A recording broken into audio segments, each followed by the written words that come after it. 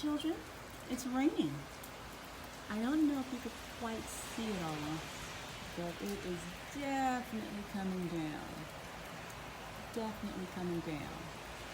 So I thought this would be a nice opportunity to take advantage of teaching you the word for rain. Let's get started.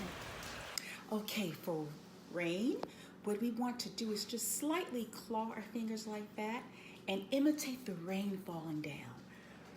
Rain, rain, rain, rain. And that's sort of a light rain.